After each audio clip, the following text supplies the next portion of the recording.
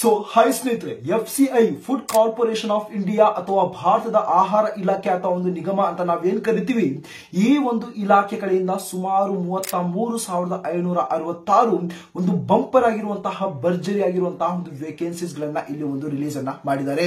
ಇಲ್ಲಿ ಒಂದು ಕ್ವಾಲಿಫಿಕೇಶನ್ಸ್ ಬಗ್ಗೆ ಮಾತಾಡಕ್ ಹೋದ್ರೆ ಬಹಳ ಒಂದು ಇಂಟ್ರೆಸ್ಟೆಡ್ ಆಗಿ ತಾವೇನಾದ್ರೂ ಕೇವಲ ಒಂದು 8th ಪಾಸ್ ಆಗಿದ್ರು ಕೂಡ ಈ ಒಂದು ಗೌರ್ಮೆಂಟ್ ಜಾಬ್ಗೆ ಅಪ್ಲೈ ಅನ್ನ ಮಾಡಬಹುದು. ಅದನ್ನ ಬಿಟ್ಟು ತಾವೇನಾದ್ರೂ ಸೆಕೆಂಡ್ PUC ಆಗಿರ್ಬೋದು, ಯಾವುದಾದ್ರೂ ಒಂದು ಡಿಗ್ರಿಯನ್ನ ಸಹ ತಾವು ಕಂಪ್ಲೀಟ್ ಅನ್ನ ಮಾಡ್ಕೊಂಡಿದ್ರು ಕೂಡ ಪ್ರತಿ ಒಂದು ಕ್ವಾಲಿಫಿಕೇಶನ್ ಗೆ ಇಂತಿಷ್ಟು ವೇಕೆನ್ಸಿಗಳಿಗೆ ಅಪ್ಲೈ ಅನ್ನ ಮಾಡಬಹುದು ಎಂಬುದರ ಬಗ್ಗೆನೂ ಕೂಡ ಇಲ್ಲಿ ಒಂದು ಡೀಟೇಲ್ ಆಗಿರುವಂತಹ ಒಂದು ನೋಟಿಸ್ ಮುಖಾಂತರ ಇಲ್ಲಿ ಒಂದು ಇನ್ಫಾರ್ಮೇಶನ್ ಶೇರ್ ಅನ್ನ ಮಾಡಿದ್ದಾರೆ. ಆಲ್ ಇಂಡಿಯಾ ಒಂದು ವೇಕೆನ್ಸಿ ಆಗಿರುತ್ತೆ. ನಮ್ಮ ಒಂದು ಕರ್ನಾಟಕದ ಮೇಲ್ ಮತ್ತು ಫಿಮೇಲ್ ಕ್ಯಾಂಡಿಡೇಟ್ಸ್ ಗಳು ಪ್ರತಿಯೊಬ್ಬರು ಈ ಒಂದು ಜಾಬ್ಗೆ ಅಪ್ಲೈ ಅನ್ನ ಮಾಡಬಹುದು. ಅದರಲ್ಲೂ ಝೋನ್ ವೈಸ್ ಇಲ್ಲಿ ಒಂದು ವೇಕೆನ್ಸೀಸ್ ಗಳನ್ನ ಇಲ್ಲಿ ಒಂದು ಡಿವೈಡ್ ಅನ್ನ ಮಾಡಿರ್ತಾರೆ. ಸೊ ಬನ್ನಿದರ ಬಗ್ಗೆ ಸಂಪೂರ್ಣವಾಗಿರುವಂತಹ ಒಂದು ಡೀಟೇಲ್ಸ್ ನಾನು ಸ್ಕ್ರೀನ್ ಮೇಲೆ ನಾನು ತಮ್ಮನ್ನ ಕರ್ಕೊಂಡು ಹೋಗಿ ಇನ್ಫಾರ್ಮೇಶನ್ ಶೇರ್ ಅನ್ನ ಮಾಡ್ತೀನಿ. ಸೊ ಇದರ ಮುಂಚೆ ತಾವೇನಾದ್ರೂ ಚಾನಲ್ಗೆ ಹೊಸಬ್ರಿದ್ರೆ ಇದೇ ರೀತಿಯಾದಂತಹ ಒಂದು ಗೌರ್ಮೆಂಟ್ ಜಾಬ್ ಗಳ ಒಂದು ಅಪ್ಡೇಟ್ ಗಳಿಗೋಸ್ಕರ ತಾವು ಚಾನಲ್ ಸಬ್ಸ್ಕ್ರೈಬ್ ಅನ್ನ ಮಾಡ್ಕೊಳ್ಳಿ ಮತ್ತು ನೋಟಿಫಿಕೇಶನ್ ಆನ್ ಅನ್ನ ಮಾಡ್ಕೊಳ್ಳಿ.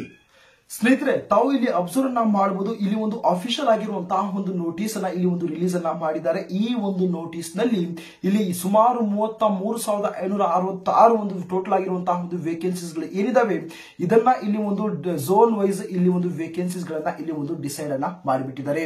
ಸೊ ಇದರ ಬಗ್ಗೆ ಡೀಟೇಲ್ ಆಗಿರುವಂತಹ ಒಂದು ಇನ್ಫಾರ್ಮೇಶನ್ ಶೇರ್ ಅನ್ನ ಮಾಡ್ತೀನಿ. ಅದರ ಮುಂಚೆ ಇದರ ಬಗ್ಗೆ ಒಂದು ಬೇಸಿಕ್ ಆಗಿರುವಂತಹ ಒಂದು ಡೀಟೇಲ್ಸ್ ಬಗ್ಗೆ ಮಾತಾಡಕ್ ಹೋದ್ರೆ ಇಲ್ಲಿ ಟೋಟಲ್ ನಂಬರ್ ಆಫ್ ಪೋಸ್ಟ್ ಬಗ್ಗೆ ಮಾತಾಡಕ್ ಹೋದ್ರೆ ಸುಮಾರು 33,566 ಒಂದು ವೇಕೆನ್ಸೀಸ್ ಗಳನ್ನಂತಾನೆ ಹೇಳ್ಬಹುದು.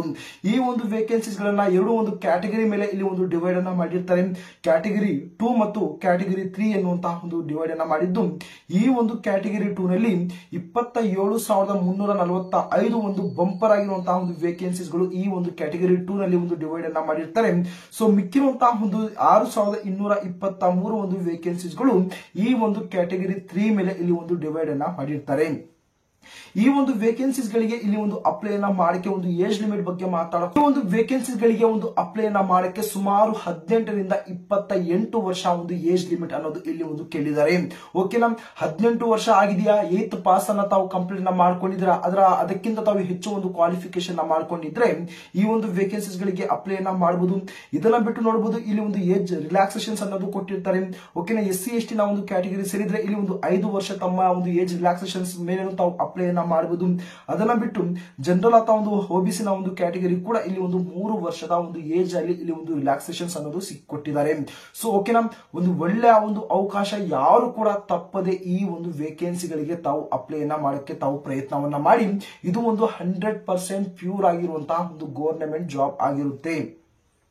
ಇಲ್ಲಿ ಒಂದು ಪೋಸ್ಟ್ ಬಗ್ಗೆ ಮಾತಾಡಕ್ ಹೋದ್ರೆ ಇಲ್ಲಿ ನೋಡಬಹುದು ಅಸಿಸ್ಟೆಂಟ್ ಗ್ರೇಡ್ 2 ಆಗಿರ್ಬೋದು, ವಾಚ್ಮ್ಯಾನ್ ಆಗಿರ್ಬೋದು. ಈ ಒಂದು ವಾಚ್ಮ್ಯಾನ್ ನ ಒಂದು ಪೋಸ್ಟ್ ಏನಿದೆ ಇದರ ಒಂದು ಕ್ವಾಲಿಫಿಕೇಶನ್ ಬಗ್ಗೆ ಮಾತಾಡಕ್ ಹೋದ್ರೆ ಕೇವಲ 8th ಅನ್ನ ತಾವು ಕಂಪ್ಲೀಟ್ ಅನ್ನ ಮಾಡ್ಕೊಂಡಿರ್ಬೇಕು. ಅದರಲ್ಲಿ ಒಂದು ಟೈಪಿಸ್ಟ್ ಆಗಿರ್ಬೋದು, ಮ್ಯಾನೇಜರ್ ಆಗಿರ್ಬೋದು, ಸ್ಟೆನೋಗ್ರಾಫರ್ ಆಗಿರ್ಬೋದು, ಜೂನಿಯರ್ ಮ್ಯಾನೇಜರ್ ಆಗಿರ್ಬೋದು, ಈ ರೀತಿಯಾಗಿರುವಂತಹ ಒಂದು ಪೋಸ್ಟ್ ನ ರಿಲೀಸ್ ಅನ್ನ ಮಾಡಿರ್ತಾರೆ. ಇದಕ್ಕಿಂತ ಹೆಚ್ಚು ಒಂದು ಪೋಸ್ಟ್ ನ ಇಲ್ಲಿ ಒಂದು ರಿಲೀಸ್ ಅನ್ನ ಮಾಡಿದ್ದಾರೆ. ಸೊ ಬೇಸಿಕ್ ಆಗಿ ನಾನು ಬಹಳ ಒಂದು ಇಂಪಾರ್ಟೆಂಟ್ ಆಗಿರುವಂತಹ ಒಂದು ಪೋಸ್ಟ್ ನ ಇಲ್ಲಿ ಒಂದು ಹೈಲೈಟ್ ಅನ್ನ ಮಾಡ್ತಾ ಇದ್ದೀನಿ. ಎಕ್ಸಾಮ್ ಫೀಸ್ ಬಗ್ಗೆ ಮಾತಾಡಕ್ ಹೋದ್ರೆ ಇಲ್ಲಿ UR ಆಗಿರ್ಬೋದು, OBC ಆಗಿರ್ಬೋದು, EWS ಈ ಮೂರು ಒಂದು ಕ್ಯಾಟಗರಿಗೆ ಇಲ್ಲಿ 500 ರೂಪಾಯಿ ಅನ್ನೋದು ಇಲ್ಲಿ ಒಂದು ಎಕ್ಸಾಮಿನೇಷನ್ ಫೀಸ್ ಅನ್ನ ಇಲ್ಲಿ ಒಂದು ಕೊಟ್ಟಿದ್ದಾರೆ. ನಂತರ SC/ST ನ ಒಂದು ಕ್ಯಾಟಗರಿಗೆ ಯಾವುದೇ ರೀತಿಯಂತಹ ಒಂದು ಎಕ್ಸಾಮಿನೇಷನ್ ಫೀಸ್ ಅನ್ನ ಇಲ್ಲಿ ಒಂದು ಇಟ್ಟಿಲ್ಲ. ಇನ್ನೂ ಗೊತ್ತಿರಲಿ, ಬೇರೆ ಒಂದು ಎಕ್ಸಾಮಿನೇಷನ್ಸ್ ನಲ್ಲಿ, ಬೇರೆ ಒಂದು ಕಾಂಪಿಟೇಟಿವ್ ಎಕ್ಸಾಮಿನೇಷನ್ ಅಲ್ಲಿ ಏನೋ ಒಂದು ಎಕ್ಸಾಮ್ ಫೀಸ್ ಏನಿರುತ್ತೆ ಅದನ್ನ ಪೇ ಮಾಡಿದ ನಂತರ ಏನೋ ಒಂದು ಎಕ್ಸಾಮಿನೇಷನ್ ತಾವು ಕಂಪ್ಲೀಟ್ ಮಾಡಿದ ನಂತರ ಒಂದು ರೀಫಂಡ್ ಅನ್ನ ಮಾಡ್ತಾರೆ. ಬಟ್ ಈ ಒಂದು ಎಕ್ಸಾಮ್ ನಲ್ಲಿ ತಾವೇನು 500 ರೂಪೀಸ್ ಅನ್ನ ಪೇ ಅನ್ನ ಮಾಡಿರ್ತೀರಾ ಅದು ನಿಮ್ಗೆ ಒಂದು ರೀಫಂಡ್ ಆಗೋದಿಲ್ಲ. ಕ್ವಾಲಿಫಿಕೇಶನ್ಸ್ ಬಗ್ಗೆ ಮಾತಾಡಕ್ ಹೋದ್ರೆ ಇಲ್ಲಿ 8th ಅನ್ನ ಪಾಸ್ ಆಗಿರ್ಬೇಕು, ಸೆಕೆಂಡ್ PUC ಆಗಿರ್ಬೋದು ಮತ್ತು ಗ್ರಾಜುಯೇಟ್ಸ್ ಅನ್ನ ತಾವು ಇಲ್ಲಿ ಒಂದು ಕಂಪ್ಲೀಟ್ ಅನ್ನ ಮಾಡ್ಕೊಂಡಿರ್ಬೇಕು. ಆಬ್ವಿಯಸ್ಲಿ ಇಲ್ಲಿ ಹೇಳಿದೀನಿ 8th ಪಾಸ್ ಅನ್ನ ಮಾಡ್ಕೊಂಡಿದ್ರೆ ಕೇವಲ ಈ ಒಂದು ವಾಚ್ಮ್ಯಾನ್ ಎನ್ನುವಂತಹ ಒಂದು ಪೋಸ್ಟ್ ಗೆ ತಾವು ಅಪ್ಲೈ ಅನ್ನ ಮಾಡಬೇಕಾಗಿರುತ್ತೆ. ನಂತರ 12th ಮತ್ತು ಏನು ಇಲ್ಲಿ ಒಂದು ಡಿಗ್ರಿಯನ್ನ ಕಂಪ್ಲೀಟ್ ಅನ್ನ ಮಾಡ್ಕೊಂಡಿದ್ರೆ ಮಿಕ್ಕಿರುವಂತಹ ಒಂದು ಪೋಸ್ಟ್ ಗಳಿಗೆ ತಾವು ಈಸಿಯಾಗಿ ತಾವು ಇಲ್ಲಿ ಅಪ್ಲೈ ಅನ್ನ ಮಾಡಬಹುದು.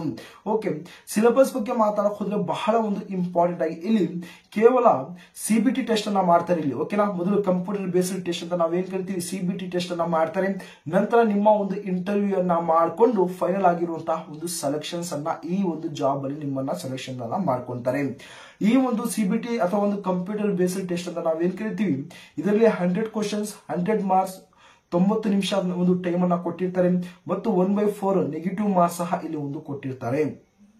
ಇಲ್ಲಿ ಎಕ್ಸಾಮ್ ಪ್ಯಾಟರ್ನ್ ತಾವು ಅಬ್ಸರ್ವ್ ಮಾಡಬಹುದು. ಮ್ಯಾಥ್ಸ್ ಮೇಲೆ 25 ಕ್ವಶನ್ಸ್, ರೀಸನಿಂಗ್ ಮೇಲೆ 25 ಕ್ವಶನ್, ಜನರಲ್ ನಾಲೆಜ್ ಮೇಲೆ 25 ಕ್ವಶನ್ ಮತ್ತು ಇಂಗ್ಲಿಷ್ ಮೇಲೆ 25 ಕ್ವಶನ್. ಟೋಟಲ್ ಆಗಿ 100 ಕ್ವಶನ್ಸ್, 100 ಮಾರ್ಕ್ಸ್, 90 ನಿಮಿಷದ ಒಂದು ಟೈಮ್, 1/4 ಎನ್ನುವಂತಹ ಒಂದು ನೆಗೆಟಿವ್ ಮಾರ್ಕ್ಸ್ ಅನ್ನೋದು ಇಲ್ಲಿ ಒಂದು ಕೊಟ್ಟಿರ್ತಾರೆ. ಓಕೆನಾ.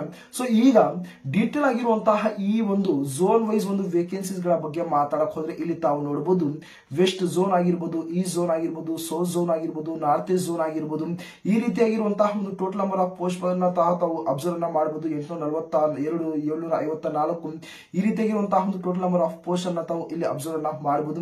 ಇಲ್ಲಿ ತಾವು ನೋಡಬಹುದು ಟೋಟಲ್ ಆಗಿ 6221 ಒಂದು ವೇಕೆನ್ಸಿಗಳು ಒಂದು ಕಡೆ ಇದ್ರೆ, ಮಿಕ್ಕಿರುವಂತಹ ಒಂದು ಪೋಸ್ಟ್ ವೈಸ್ ಝೋನ್ ವೈಸ್ ಒಂದು ಕ್ಯಾಟಗರಿ ಬಗ್ಗೆ ಮಾತಾಡಕ್ ಹೋದ್ರೆ ಇಲ್ಲಿಯೂ ಕೂಡ west zone, north zone, south zone, east zone ಈ ರೀತಿಯಾಗಿರುವಂತಹ ಒಂದು ಆಲ್ ಇಂಡಿಯಾ ಒಂದು ಸಮರಿ ಸಹ ತಾವು ಇಲ್ಲಿ ನೋಡಬಹುದು.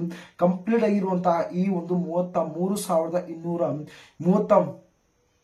33,566 ಒಂದು ಬಂಪರ್ ಆಗಿರುವಂತಹ ಒಂದು ವೇಕೆನ್ಸೀಸ್ ಗಳ ಇಲ್ಲಿ ಇದು ಒಂದು ನೋಟಿಸ್ ಆಗಿರುತ್ತೆ.